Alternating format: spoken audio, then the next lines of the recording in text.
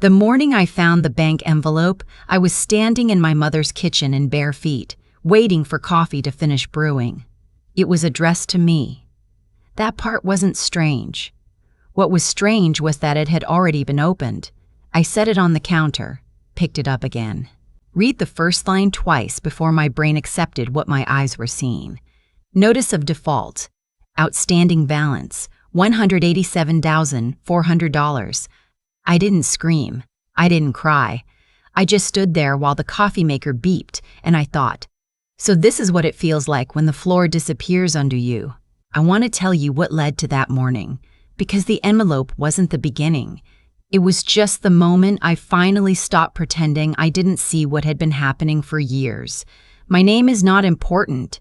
What matters is that I was the oldest daughter, and in my family, that meant something very specific. It meant I was the one who figured things out, the one who stayed calm when no one else could, the one who picked up the phone at 2 a.m. and said, "Yes, I'll take care of it," before I even knew what it was. My sister's name was Brianna. She was 4 years younger and had been, from the moment she was born, my mother's favorite. I don't say that with bitterness anymore. I've said it enough times in enough therapy sessions and enough quiet conversations with myself that it's just a fact now. Like saying the sky is blue, or winter in Ohio is cold. Brianna was beautiful and funny, and could walk into a room and make everyone feel chosen. I loved her for that, even when it hurt. My parents loved her for that too, and somewhere along the way, loving Brianna had become something that happened at my expense. I paid for her car insurance for 2 years because my father asked me to, and I said yes before I thought about it. I covered her cell phone bill when she forgot, which was often. When she wanted to go back to school at 24 and couldn't afford tuition, my mother sat me down at the kitchen table and said, "You've always been so responsible. We just need a little help getting her started." And I wrote a check for $6,000 and told myself it was a loan. It was never a loan. We both knew that. What I told myself for all those years was that this was just what family did. You carried more when you had more capacity. You gave more when you had more to give. The problem was, no one ever asked me if I had capacity. No one checked whether I had anything left.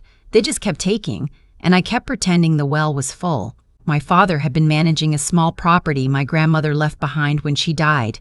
A piece of land in rural Kentucky, about 40 acres. Nothing spectacular, but it had a house on it and some timber value. Grandma had left it split equally between me and Brianna in her will. That was always the arrangement.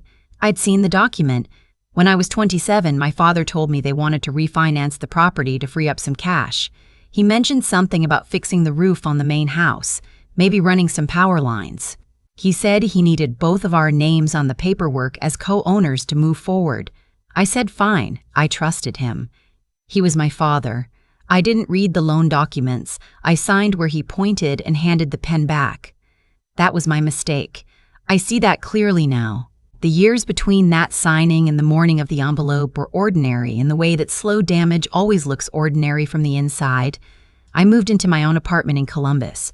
I got promoted twice at work. I started running in the mornings. I had a life that looked, from the outside, like it was moving forward.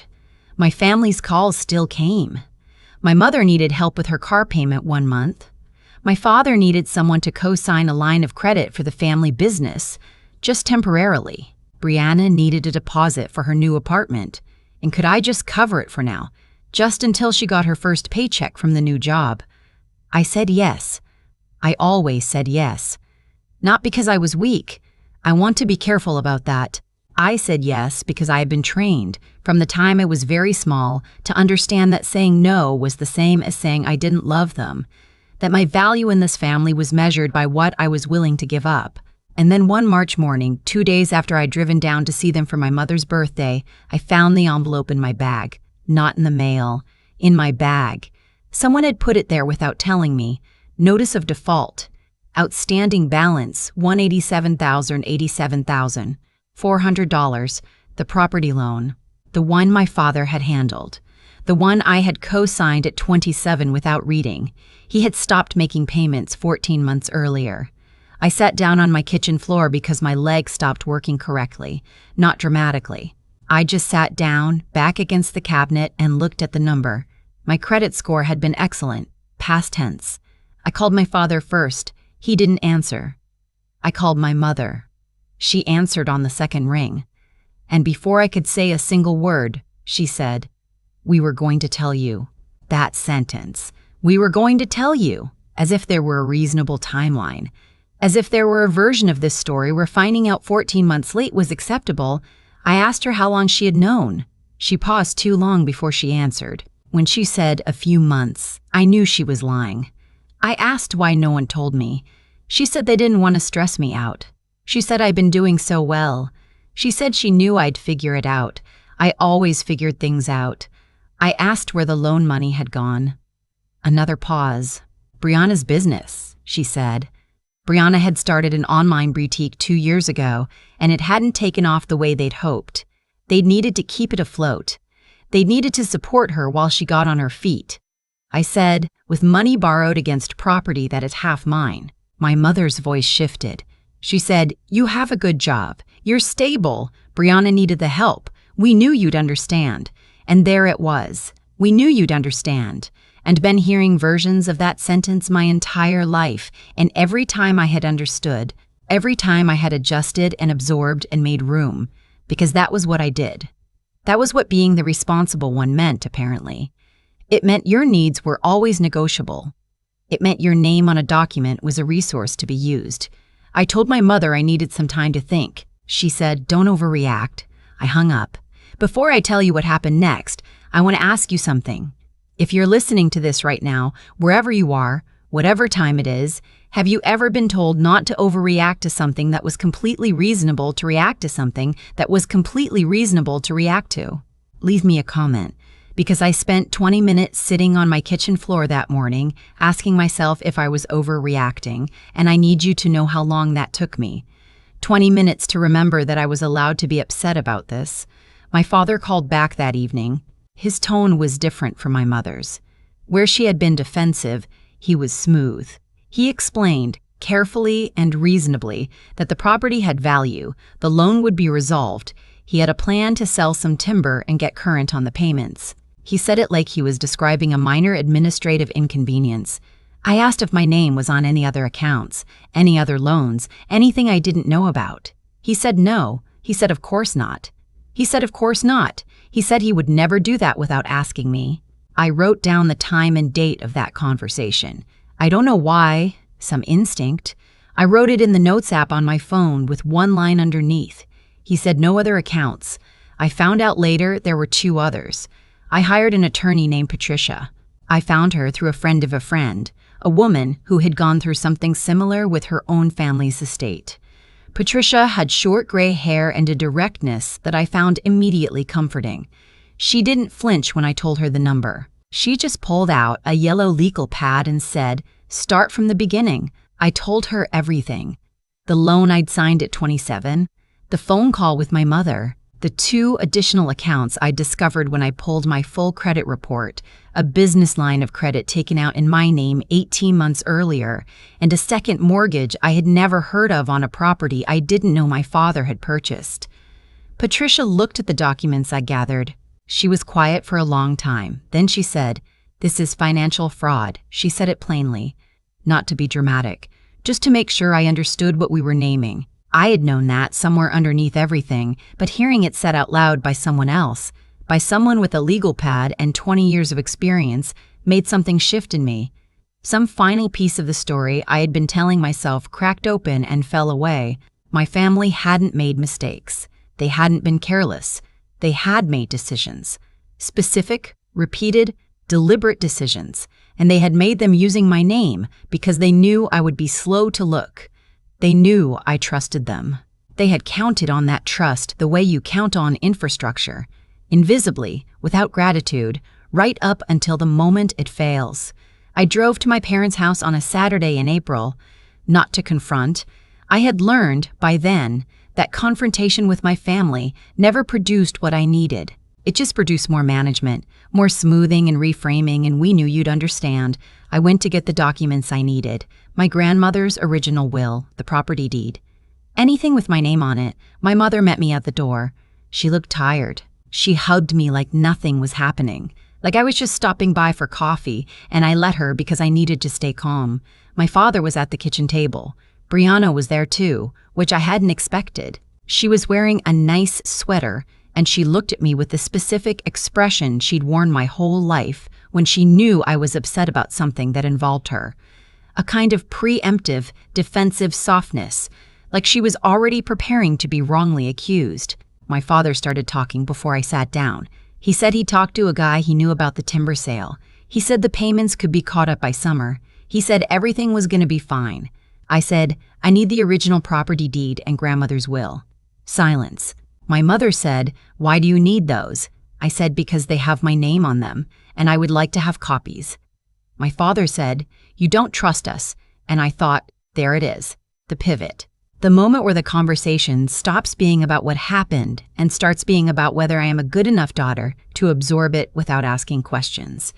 I said, I love you, and I've hired an attorney to help me understand my legal position. My mother looked at my father. Brianna looked at her hands. My father said, very quietly, you're tearing this family apart. I picked up my bag. I said, I'll have Patricia send a formal records request if that's easier. And I left. I want to tell you what happened in the weeks after that, because I know what you're thinking. You're thinking there was a big blow-up, a screaming match, some dramatic moment where everything was said. There wasn't. That's the thing no one tells you about this kind of family. There's no dramatic finale. There's no scene where the truth comes out and everyone finally understands. There were texts. Long ones, from my mother, full of history and grievance and a very detailed version of events in which I was the person who had caused harm by involving lawyers. There were shorter ones from my father that said things like, this is not who we raised you to be, and Patricia is going to destroy this family for no reason. There was one text from Brianna. It was 3 sentences long. She said, I know you're angry. I know some of this is because of me. I'm sorry the business didn't work out. Not, I'm sorry they used your name without telling you. Not, I'm sorry you found out from a default notice in your bag. Just, I'm sorry the business didn't work out. As if the problem were a matter of market conditions. I read it 4 times. Then I set my phone down and went for a run. 5 miles, which was 2 more than usual. I needed to be somewhere my thoughts had to compete with my breathing. Patricia moved quickly. The business line of credit was disputable on the grounds that I had not signed it. When she obtained the original documents, the signature was mine, but the date of signing was a day I could prove with time-stamped work records that I had been in a conference in Cincinnati. Someone had signed for me. My father, when faced with that specific piece of information through Patricia, said that I had given him permission to sign on my behalf for routine paperwork. He said I had done it before. He said it was a family arrangement. Patricia said, put that in writing. He did not put it in writing. The property was eventually sold, not the timber harvest my father had vaguely described, but the whole 40 acres handled through a court-supervised process that Patricia arranged once it became clear that voluntary cooperation wasn't forthcoming. After the outstanding loan balance was settled and fees were paid, there was money left. My half of that remainder was transferred to an account in my name only. It wasn't a fortune, but it was mine. The 2 accounts I hadn't known about took longer. The second mortgage was the most complicated. It took 11 months and more energy than I had some weeks. And there were nights I sat in my car after work and just breathed for a while before I was ready to go inside. But Patricia was patient, and I had learned by then to be patient with myself. My family did not speak to me for most of that year. My mother called twice, once to tell me I was being cruel, once, on my birthday in November, to leave a voicemail that was almost entirely normal except for a stiffness underneath it, like a letter drafted by someone who had been told to reach out by a third party. I saved it. I still don't know exactly why. My father didn't call at all. Brianna texted me in August. She said the boutique had officially closed. She said she was moving back in with my parents. She said she hoped I was well. I wrote back, I hope you're well too. And I meant it. That surprised me a little.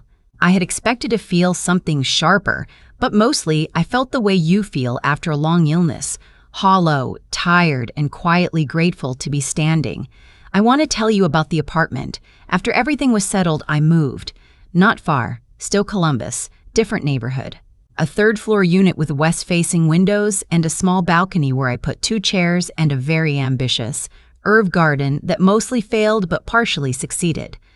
The first Saturday morning in that apartment, I woke up at 7 without an alarm, made coffee, took it out to the balcony, sat in one of the chairs and watched the city do its slow morning thing. A dog walker, a delivery truck, a woman in a yellow coat reading something on a bench across the street. No one texted me asking for anything. No one needed me to figure something out. I sat there for an hour and a half. Just sat there. I don't know how to explain to you what that felt like. If you haven't lived the version of life where your energy is always pre-spent, where your name is a resource other people draw from without asking, it felt like being handed back something I hadn't realized had been taken. Not money, not property, something quieter. I started running again. I picked back up the ceramics class I'd dropped 2 years earlier when things got busy. I made friends with my neighbor, a retired schoolteacher named Gloria, who grew tomatoes in buckets on her balcony and left the extras outside her door with a handwritten note that said, "Help yourself." These are small things. I know they're small. But I had spent so long being the person who handled the big things that I had forgotten the small things were also allowed to be mine. My grandmother, the one who left the property, used to say that you can't pour from an empty cup. She said it often enough that it became invisible, the way things do when they're said too many times. I heard it, but I didn't understand it. I thought it was just something people said. I understand it now. An empty cup doesn't just mean tired, it means something structural.